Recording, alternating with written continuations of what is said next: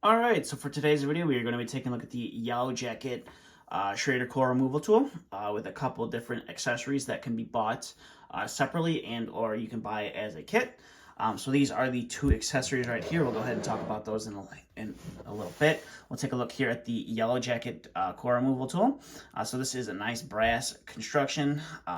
You got the Yellow Jacket name right there, and this can hold up to 800 PSI.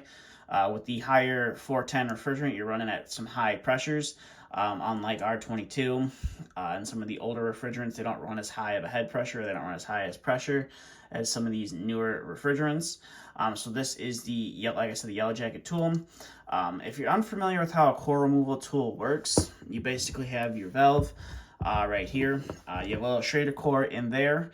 And sometimes those Schrader cores can break and or the O-rings on them can crack, and they just wear out over time, and the system can start to leak refrigerant out of the Schrader core itself.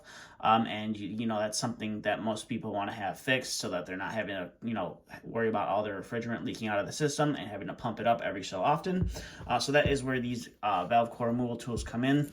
So you basically pull the back of it out, and you can have the back of it disconnected if you wanted to when screwing on, or you can just leave it all together like this. And there's nothing to depress that Schrader core on the system, so theoretically when you do screw it onto the system, no refrigerant should shoot out at you.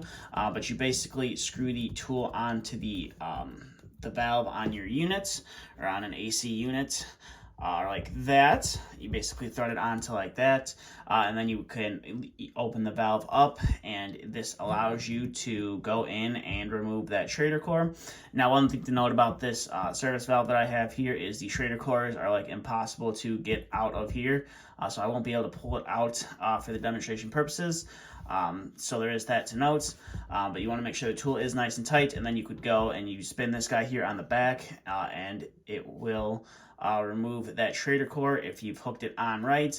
And sometimes the pressure of the refrigerant will want to push the extractor here on the back out a little bit, and then you would theoretically pull that Schrader core out, and once you have the rod extended all the way back, you would shut that valve off so no refrigerant could come out of the system. And then you would unscrew the guy right here, and you would have a Schrader core sitting on the end of the tool if you did it correctly.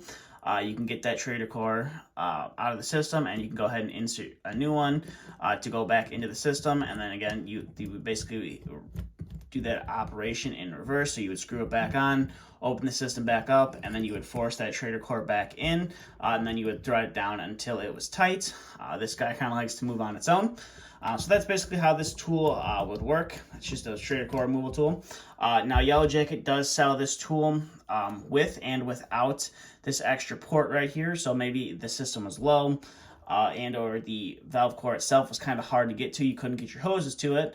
You could remove that Schrader core, and maybe you needed to add and or subtract some refrigerant to the system. You could hook up your secondary hose to this guy right here. This guy also does have a Schrader core in there. So you could basically hook up your hose to there, and you can do whatever you need to do to the system, whether it's adding and or subtracting refrigerant from the system. So there is that. Otherwise, it's pretty basic tool. Not very common for everyone to have. This is mainly a tool that's marketed towards us heating and cooling techs. And if you're unfamiliar with the Yellow Jacket brand, it's Ritchie Engineering. I believe it's their brand. It's the Yellow Jacket. That's what they choose to market their heating and cooling tools under. Now, this is your valve right here that opens and closes. There's a little ball valve there on the inside.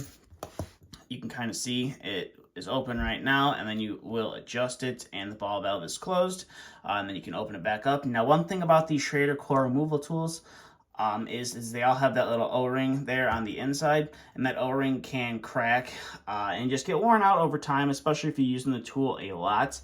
So you are going to want to keep some extra O-rings around, because if you do put that on a system and the O-ring's all cracked up and it's all worn out and everything, you're going to be chasing a leak thinking, either your braze joints that you just did, you got a leak there, or the system itself has a leak, and you're going to be chasing a leak trying to find out where that leak is, when you're going to come back to here and find out that O-ring in there is just old, needs to be replaced, and that's where the problem's coming from.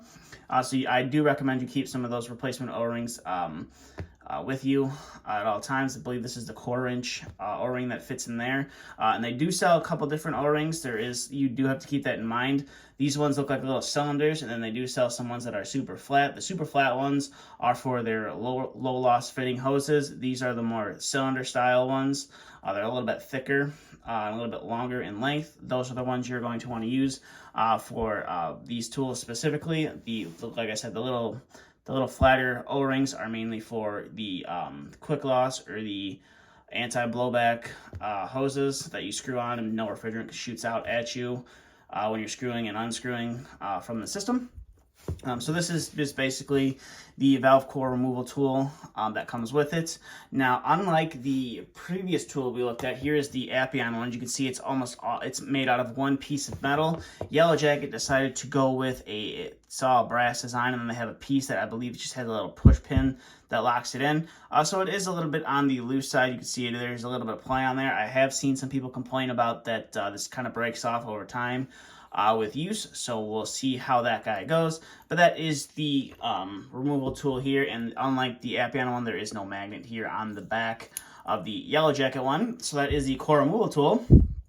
But the cool thing about the Yellow Jacket one is they sell some additional tools for it. So maybe you have a broken Schrader in there and you want to get it out of that system. This is your Schrader core removal tool, so you can do it all while the system is under pressure. So as you can see, it's just like some threads right here that are stepped up that'll basically eat into that Schrader core and allow you to eat its way into that Schrader core and allow you to pull it out of the system. Pretty much operates the same exact way. And it is a little bit more of a firmer connection here on there. You can see there isn't really any play on this guy, so that is nice to see. And then you also have I also did pick up a rethread tool. So basically the same kind of construction. It connects the same exact way to the back of the tool. But this is a rethread, so maybe someone really jacked up the threads, putting the Schrader core in and broke it off and just said, screw it, I'm done, and left. And now you got to come in, extract that core and rethread it so you can thread a new Schrader core in. This is a new rethread tool. Now the connection on here, as you can see, is very loose, so that might be problematic if you do use this tool a lot. So that is, one thing to note about this guy.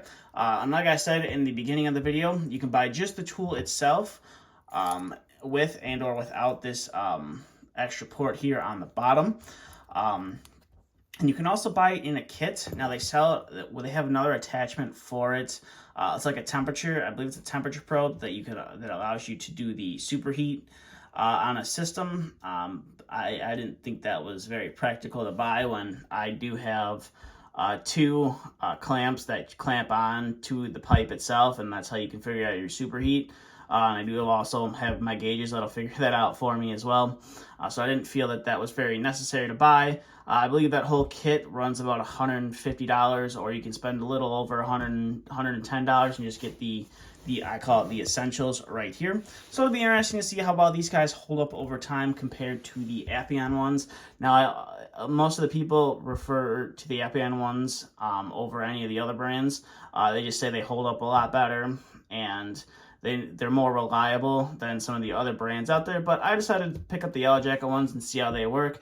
I did make a previous video on me having the Appian ones. I have two of each sizes. Now, if you do like the Yellow Jacket ones and you want one for a mini split as well, they do sell one for a mini split. I didn't pick one up myself. I just picked up the 1/4-inch one because I have two for a mini split, and I don't really do too many mini splits.